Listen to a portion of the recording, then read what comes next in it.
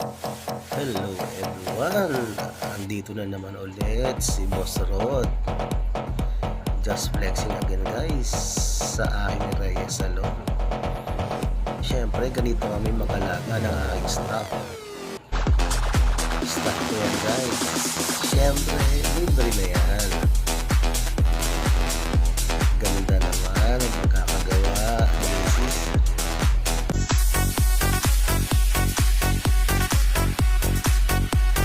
Si YT at ang aking staff. Highlights. Siyempre guys, nagpa-highlights ang aking staff.